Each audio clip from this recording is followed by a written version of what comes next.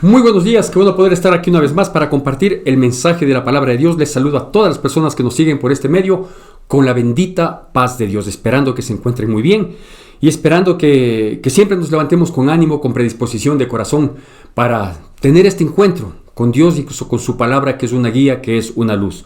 Bueno, digo ahí esta facilidad ahora a través de estos medios tecnológicos de poder tener este contacto, esta comunicación. Y es precisamente algo de esto que quiero comenzar compartiéndole para transmitirle el mensaje que Dios puso en mi corazón para esta mañana. Y le digo, es precisamente esto que está relacionado a las comunicaciones. Vivimos un tiempo en el que el sistema de comunicaciones ha crecido a un nivel inesperado. Inesperado al menos para quienes somos del siglo pasado, quienes nacimos entre los años 60, 70 del siglo anterior y mucho más los que están atrás nuestro. Jamás habríamos imaginado las posibilidades tecnológicas que existen hoy para tener una comunicación al nivel que se ha llegado. Por ejemplo, en días pasados yo escuché una noticia de nuestro país que unos buzos, ¿sí?, se sumergieron en las aguas de las Islas Galápagos y depositaron unos chips, ¿sí?, en unas pocas ballenas tiburones. Así escuché que decían, espero no equivocarme. Depositaron unos chips en las aletas de unas pocas ballenas tiburones para tratar de conocer no solo la ubicación a dónde se mueven, sino también el estado de salud, para que ellos manifiesten el estado de salud. Y a través de estos chips se podía tener la comunicación y nos enterábamos donde sea que estos animalitos estén, habríamos de enterarnos. Y efectivamente se detectó que una ballena tiburón, que fue puesta este chip, creo que a inicios de este año, si mal no recuerdo, había viajado en unos pocos meses más de 1.300 kilómetros, ¿sí? Había llegado a estar inclusive frente a las costas de Costa Rica, allá en Centroamérica, que había regresado. Pudieron detectar inclusive alguna alteración en su comportamiento de salud, en su corazón, qué sé yo, ¿no es cierto? Y volvió ya a las aguas de las Islas Galápagos, que es su hábitat natural, digamos, ¿no? Entonces, este tipo de situaciones jamás nosotros habríamos imaginado siquiera que pudiera existir. Pero así es, ¿no es cierto? Así es. Las comunicaciones en el aspecto tecnológico últimamente han crecido de manera asombrosa, que prácticamente ya uno puede conocer al momento lo que está sucediendo en el otro lado del planeta y así, ¿no es cierto? Lo triste de todo esto es que ha habido un crecimiento increíble, maravilloso, ¿sí?, asombroso de la comunicación en cuanto a la tecnología, pero también estamos viendo el otro lado de la medalla. Es decir, por este mismo crecimiento de la tecnología, ¿sí?, para la comunicación, también hemos visto que se ha roto la comunicación, llamémosla así, primaria. Aquella que se daba a nivel de familia, cuando estábamos reunidos 2, 3, 4 personas, ¿no es cierto? Y que había una coinonía, una conversación, ¿sí? Hoy no. Hoy hay una reunión de familia, ¿sí? Y todos estamos clavados con nuestro celular, cada quien haciendo lo suyo, ya sea comunicándose, ya sea mirando las redes sociales, ya sea buscando algo en internet, yo qué sé, ¿no es cierto? Pero ya no hay la comunicación que debería haber y que hasta hace no muchos años había. Inclusive, lo digo de manera graciosa, era una comunicación un poco obligada que a veces teníamos. ¿Por qué? Porque, por ejemplo, antes quienes éramos hijos de familia, salíamos a hacer alguna cosa, más aún si es que era una primera aventura, es decir, el primer día de clases en el colegio, el primer día de clases en la universidad o el primer día de trabajo que teníamos. Y cuando regresábamos, ¿sí?, nuestros padres, prácticamente nos obligaban, de buen modo, ¿sí?, a que nosotros les informemos y les comuniquemos, les digamos, les hagamos saber, enterar cómo nos fue ese día, ¿sí? Y la información tenía que ser total, es decir no solo este es mi jefe, este es mi lugar de trabajo, estos son mis compañeros, sino lo que yo sentí, y etcétera, etcétera, este me cayó bien, este me cayó mal. Es decir, había una larga, gran comunicación que obviamente permitía conocernos bien los unos a los otros. Situación que, tristemente hoy se ha perdido tremendamente. ¿Por qué? Porque cada quien tiene un espacio en la casa, cada quien se encierra inclusive dentro de ese espacio, ¿sí? Y el único contacto permanente que tenemos a lo largo del día es con nuestro aparatito tecnológico, llámese computadora, tablet, celular, lo que sea, y a través de eso hay cualquier comunicación. Así que yo quisiera desde este punto compartirle un par de historias que hablan del tema que lo vamos a denominar ¿cuál es tu lenguaje? ¿Por qué me permití poner este nombre? ¿Cuál es tu lenguaje? Porque mi padre, cuando yo estuve, desde que soy niño desde que fui niño, y hasta que estuve prácticamente para terminar la universidad, mi padre tuvo un negocio, tuvo una fábrica metalmecánica, un taller metalmecánico, y tenía sus trabajadores, y obviamente él era muy exigente en sus requerimientos, y cuando alguien hacía mal, yo también colaboré, como mis hermanos mayores, colaboré en el taller de mi papá, y cuando mi papá daba una disposición y no hacían bien, no le captaban el mensaje de mi papá y por lo tanto el resultado no era el que él esperaba, él solía decir así, decía, ¿en qué lenguaje tengo que hablarles? ¿Cuál idioma tengo que hablarles para que me entiendan? ¿No es cierto? Entonces, recordando aquellas épocas de la adolescencia, quizás de la infancia, me permití poner ¿cuál es tu lenguaje? Para ver si algún rato nos llegamos a entender. Y en base de esto, quiero contarle o mejor dicho, leerle una primera historia que se encuentra en la palabra de Dios y que está ya en el libro de Génesis, capítulo 11, versículos apenas del 1 al 4. Génesis, capítulo 11, versículos del 1 al 4, siempre con atención y con la reverencia que la palabra de Dios amerita, voy a hacer la lectura de estos versículos que van a salir en pantalla. Dice así. Tenía entonces toda la tierra una sola lengua y unas mismas palabras. Y aconteció que cuando salieron de oriente, hallaron una llanura en la tierra de Sinar y se establecieron allí.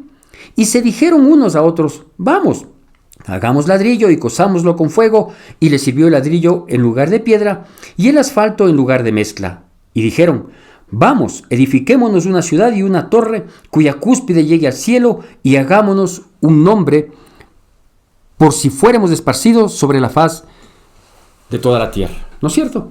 Entonces, nosotros aquí vemos un proyecto ambicioso que tenían estas personas que no eran temerosas de Dios, pero que el lenguaje les sirvió para tratar de emprender en un proyecto ambicioso, grande, enorme. Sus propósitos no eran tan buenos, eran grandes propósitos, pero no muy buenos.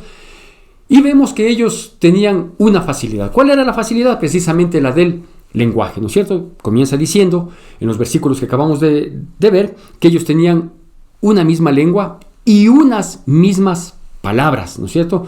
Y luego vemos en los siguientes versículos, dice, y dijeron esto, Entonces había una comunicación, un fluido de comunicación, de ida y vuelta, muy bueno por lo que nosotros vemos. Y que obviamente su proyecto así lo amerita. Permítame un poquito definir dos aspectos que yo quiero destacar en estos primeros versículos. Una, ¿qué es el lenguaje? Y la otra, ¿a qué se refiere estrictamente en este sentido esas mismas palabras? ¿No es cierto? Entonces podemos definir que el lenguaje es un conjunto de sonidos articulados que manifiestan las personas para hacer conocer su pensamiento o su sentir.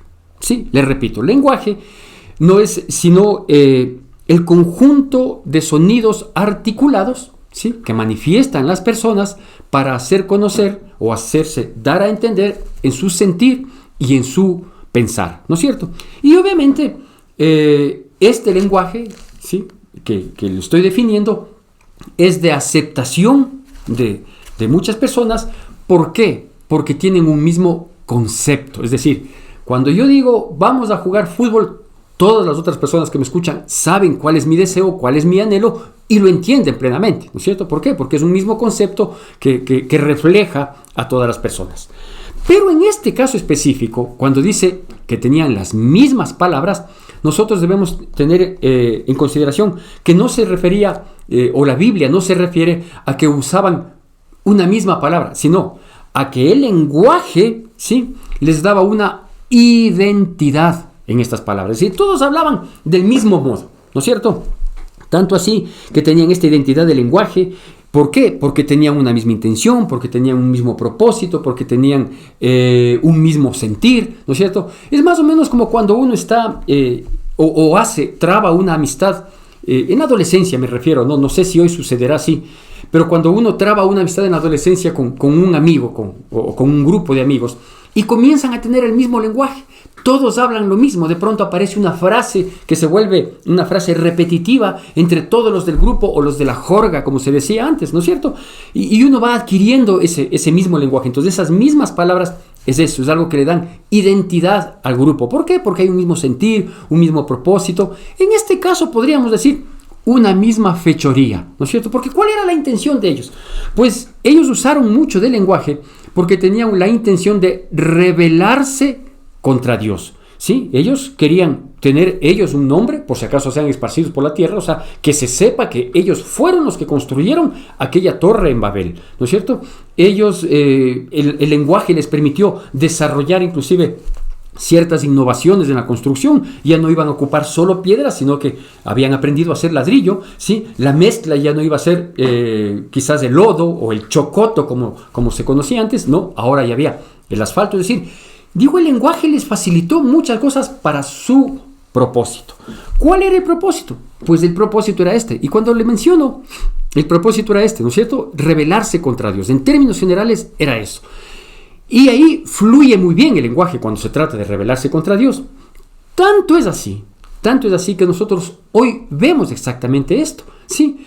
Vemos que, por ejemplo, la ONU, que es la Organización de Naciones Unidas, la Organización Mundial de la Salud, ciertas fundaciones, entre comillas, hablan un mismo lenguaje para rebelarse en contra de Dios. Entonces, por ejemplo, hablan el mismo lenguaje en el que están de acuerdo y se entienden plenamente porque su comunicación es muy fluida, por ejemplo, para tratar de aprobar y hacer aprobar el aborto en muchos países, ¿no es cierto? Por ejemplo, para imponer la ideología de género, que es totalmente opuesta a la palabra de Dios, se habla un mismo lenguaje, ¿no es cierto? Hablan el mismo lenguaje periodistas, hablan el mismo lenguaje ciertos gobernantes, hablan el mismo lenguaje. Los únicos que no hablamos de ese lenguaje somos los creyentes en Cristo Jesús, conforme dice su palabra, ¿no es cierto? Pero para todo lo que sea atentar contra Dios, para todo lo que sea blasfemia, para todo lo que sea silenciar el evangelio, para desmerecer el poder y la deidad de Dios, sí, el mundo entero habla un mismo lenguaje. Y en ese sentido, cuando se trata de ir en contra del evangelio, sí, hay un lenguaje fluido, todo el mundo lo entiende, los sonidos articulados son entendidos plenamente por absolutamente todos. Tanto es así que en cuestión de fechorías, porque así me permití llamarlo, en cuestión de fechorías, inclusive la misma Biblia advierte, por un lado, un tipo de lenguaje que a veces ni siquiera es hablado, ni siquiera es escrito, sino que es con señas.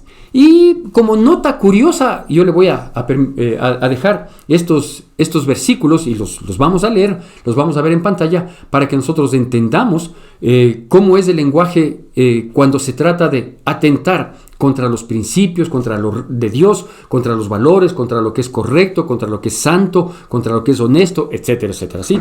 Y para eso va a salir en pantalla, siempre con la misma atención y con reverencia, estos versículos del libro de Proverbios, capítulo 6, versículos del 12 al 15. Proverbios, capítulo 6, versículos del 12 al 15, dice así: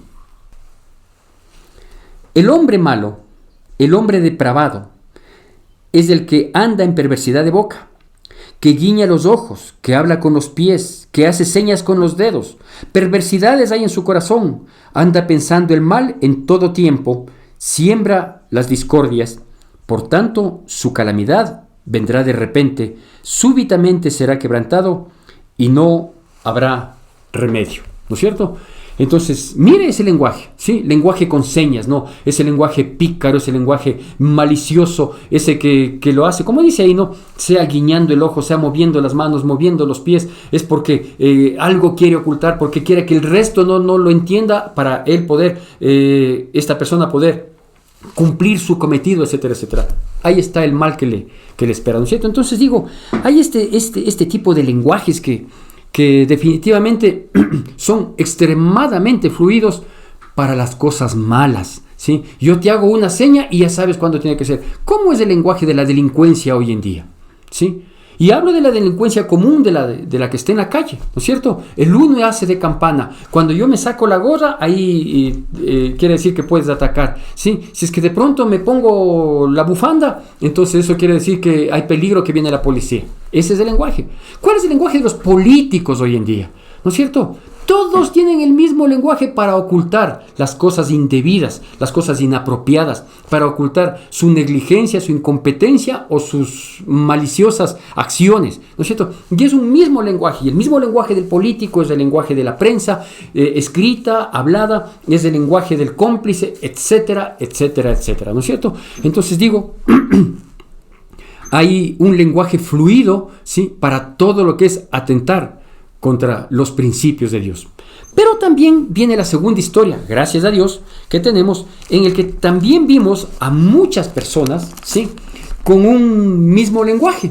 Y va a salir en pantalla esta preciosa historia que se encuentra en el libro de los Hechos, capítulo 2, versículos del 1 al 11. Libro de los Hechos, capítulo 2, versículos del 1 al 11, con atención y reverencia a la palabra, dice así. Cuando llegó el día de Pentecostés, estaban todos unánimes juntos, y de repente vino del cielo un estruendo como de un viento recio que soplaba, el cual llenó toda la casa donde estaban sentados. Y se les aparecieron lenguas repartidas como de fuego, asentándose sobre cada uno de ellos. Y fueron todos llenos del Espíritu Santo y comenzaron a hablar en otras lenguas, según el Espíritu les daba que hablasen. Moraban entonces en Jerusalén judíos, varones piadosos de todas las naciones bajo el cielo. Y hecho este estruendo, se juntó la multitud y estaban confusos porque cada uno les oía hablar en su propia lengua. Y estaban atónitos y maravillados, diciendo, mirad, ¿no son galileos todos estos que hablan? ¿Cómo pues les oímos nosotros hablar cada uno en nuestra lengua en la que hemos nacido? Partos, medos, elamitas, y los que habitamos en Mesopotamia, en Judea, en Capadocia, en el Ponto y en Asia, en Frigia y Panfilia, en Egipto y en las regiones de África, más allá de Cirene, y romanos aquí residentes, tanto judíos como prosélitos, cretenses y árabes, los oímos hablar en nuestras lenguas las maravillas de Dios. ¿No es cierto? Aquí también tenemos un grupo de personas hablando, ¿sí? La comunión entre unos y otros está determinada en los primeros versículos. ¿Por qué? Porque aquí no es que todos estaban de acuerdo en hacer algo, no. Ellos estaban en una condición de total sujeción, de total sumisión, de total búsqueda de Dios. Y la Biblia destaca y dice que ellos estaban juntos y unánimes. Es decir, no solo que juntos significa que estén cercanos el uno al otro, ¿sí?, sino que estaban unánimes, es decir, en un mismo sentir, en un mismo criterio. Ellos estaban procurando algo, ¿sí?, que les había sido ofrecido, ¿no es cierto? Que el poder del Espíritu Santo iba a descender sobre ellos para que den testimonio a todo el mundo, ¿no es cierto? Entonces ellos estaban ahí unánimes, y de pronto dice que vino este viento recio con un estruendo, y que el estruendo hizo que toda la gente que estaba en Jerusalén se juntaran los unos a los otros. Y comienzan este grupo de personas, los discípulos, ¿sí?, que habían quedado del Señor, y el grupo de las personas que se habían añadido, dice que comenzaron a hablar, ¿sí? Y comenzaron a hablar lo que ellos creían que debían hablar, ¿no es cierto? Ya le voy a explicar un poquito más de esto. Y mientras ellos hablaban, sucedía un milagro, ¿sí? Que había gente de todas las naciones bajo el cielo, dice la palabra, y todos les oían en sus dialectos en realidad, ¿no es cierto? En su lenguaje humano. Les oían hablar y se quedaban asombrados. Dice, pero estos no era muy común antes que hayan personas como hoy sí, aunque no sea tampoco muy común, pero sí hay personas que hablan 2, 3, 4 idiomas, ¿no es cierto? Eso no era común antes. Ya le digo, los dialectos inclusive que tenían cada uno en esas distintas regiones del mundo conocido de entonces. Y comienzan a oír estas cosas, y comienzan a maravillarse, ¿sí?, de verles, y la primera reacción es frente a estas personas. Dicen cómo ellos tienen un lenguaje, ¿sí?, que que está siendo entendido por cada uno de nosotros, a pesar de que nuestras lenguas, a pesar de que nuestros idiomas, a pesar de que nuestros dialectos son diferentes, ¿no es cierto? Entonces este evento maravilloso que se había dado en los inicios de la iglesia, ¿sí?, es lo que destaca con total diferencia al lenguaje que vimos en aquel megaproyecto de Génesis capítulo 11, ¿no es cierto? En ese megaproyecto todos tenían un mismo lenguaje, todos tenían unas mismas palabras. Esas mismas palabras permitió que ellos pudieran encaminarse en este proyecto, pero ese proyecto fue suspendido por Dios. ¿Por qué? Porque aunque tenían un lenguaje que les permitía tener una gran comunicación y estar de acuerdo en todas las cosas, sin embargo, Dios no estuvo de acuerdo con ese tipo de lenguaje, porque ese lenguaje les estaba llevando a ir en sentido contrario a Dios. Acá vemos algo diferente, ¿no es cierto? Acá vemos personas con un lenguaje, ¿sí?, pero que comienza a impactar a otras personas, y Dios no detiene este proyecto. Por el contrario, lo respalda, porque este proyecto habría de llamarse Iglesia. ¿Cómo funciona el proyecto Iglesia? Bueno, lo primero que nosotros vemos aquí dice que ellos no hablaban lo que querían, sino que ellos hablaban lo que el Espíritu les daba que dijesen, ¿sí? Entonces no es que uno en el proyecto Iglesia puede hablar lo que uno quiere, lo que uno piensa, lo que me vino, lo que sentí, imaginé o soñé. No, no es así. Uno tiene que hablar lo que Dios le dice que uno hable, ¿no es cierto? ¿Por qué? Porque esas palabras que van a salir de la boca no solo del predicador, no solo del pastor, no solo del líder o del colaborador, sino de todos quienes formamos parte de este proyecto que se llama Iglesia, todas nuestras palabras tienen que ser palabras que edifiquen, palabras que sanen, palabras que sean un bálsamo, palabras que exhorten, ¿no es cierto? Todo ese tipo de palabras, pero palabras, como ya vamos a ver un versículo más adelante, palabras sazonadas con sal, o sea, con sabiduría, con entendimiento, revestidas de amor, ¿no es cierto? Entonces, ese es el lenguaje que nosotros debemos ocupar. Por eso es que el tema se llama ¿cuál es tu lenguaje? ¿Sí? ¿Es un lenguaje de comercio, de empresa, que solo procura enriquecimiento? Bueno, ese es tu lenguaje, ¿sí? Y ahí a lo mejor te va estupendamente bien, pero no estarás atentando contra Dios. O te estás olvidando de este otro lenguaje, que es el lenguaje que Dios quiere que lo hagamos, ¿no es cierto? Entonces le digo, el primer aspecto que nosotros debemos destacar es que ellos no hablaban lo que querían, ellos hablaban lo que el Espíritu les daba que hablasen. Primera situación. Segundo, a través de ese lenguaje se cumplió un propósito de Dios. Se cumplió un propósito de Dios, de ese propósito que desde ahí se inició y respaldó hasta el día de hoy. Viene respaldando cuando el lenguaje es de Dios, ¿sí? Viene respaldando, y es el propósito de llevar el evangelio a toda criatura, de poder llevar una vida de testimonio, de poder llevar una palabra de aliento, una palabra de orientación, una palabra de instrucción, etcétera, etcétera, ¿no es cierto? Es decir, el lenguaje que es puesto por Dios y que Dios es el que lo respalda. Ahora, en ambos casos hubo un punto de partida similar, ¿sí? En ambos casos, todas las personas, tanto en el proyecto de Génesis 11 como en el proyecto de Hechos capítulo 2, todos estaban unánimes y juntos, cierto es. Pero ¿qué marcó la diferencia? La diferencia marcó la voluntad de Dios. En el primer proyecto, Dios no estuvo de acuerdo. En el segundo proyecto, Dios estuvo, está y estará por siempre de acuerdo. ¿Por qué? Porque la diferencia se marca con estos dos aspectos que yo quiero que queden grabados en nuestras vidas, en nuestros corazones. Primero, ¿sabe por qué ellos hablaban lo que Dios les daba que hablasen? ¿Y sabe por qué Dios respaldó ese hablar que, insisto, edifica, levanta, alienta, impulsa, palabras de sanidad, inclusive sanidad al alma, etcétera, etcétera? La primera razón y que va a salir ahí en pantalla es porque ellos estaban llenos del Espíritu. Llenos del Espíritu. Qué importante es hoy en día, siempre lo ha sido, pero hoy mucho más por los tiempos críticos, difíciles, nublados, tenebrosos que estamos viviendo. Qué importante es que nosotros seamos personas llenas del Espíritu para que tengamos palabras, actitudes, reacciones que sean apropiadas que marquen la diferencia, que muestren que nosotros somos diferentes, que nosotros sabemos manejar la situación, no porque nosotros tengamos esa capacidad, sino porque sobre nuestras vidas hay el control del Espíritu Santo en cada uno de nosotros. Entonces ellos estaban llenos del Espíritu Santo. ¿Cómo me doy cuenta que una persona está llena del Espíritu Santo? Por sus frutos. Porque por los frutos los vamos a conocer. Por los frutos en su vida, por los frutos de lo que habla, por los frutos dignos de arrepentimiento que debe haber.